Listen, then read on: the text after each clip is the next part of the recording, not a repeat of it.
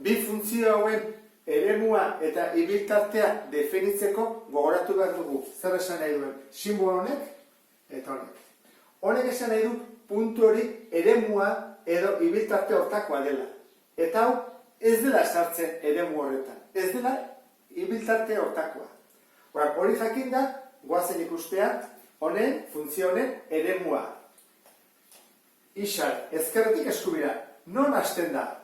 Hau -b da, baina horlako ikurra duenez, ez da sartzen. Horran jarriko dugu -btik, baina ez dela sartzen, noaino gehienez, bi arte.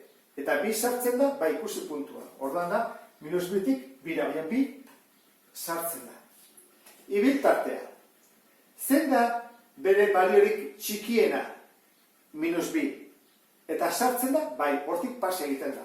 Horran, -b, bai sartzen dela, eta altuena, bi, eta sartzen da.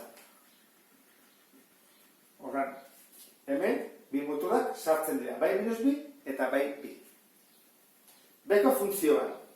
Hasiko geha isarekin, eremua, ezkerretik hasita.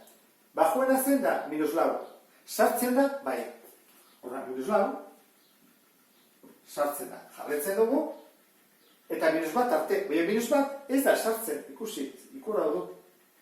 Horran, -bat ez da sartzen. Horran, parentesiak bezala jartzen dugu, eta gaina jarraitu egiten du bere eremuak, honek esan du, hau, eta beste tarte bat egingo dugula, hasten da, bigarrenetik, bai sartzen dela, eta gehiena, lauda, sartzen dela. Hau izan gontzateke, bere eremua. Eta ibiltartea, behetik hasiko geha goraka. Zen da bajuena, -3, sartzen da. Urrengoa, honeaino, -1, eta sartzen da baita ere. Eta honen, salto bat dago, hasten da, hau zer da, 0, eta 0 sartzen da edo ez da sartzen. Horran, 0, ez da sartzen, eta noaino, 3 arte sartzen dela. Eta hola bukatuko genuke. Espero dut ondo ulertua izana, beste bat arte, agur.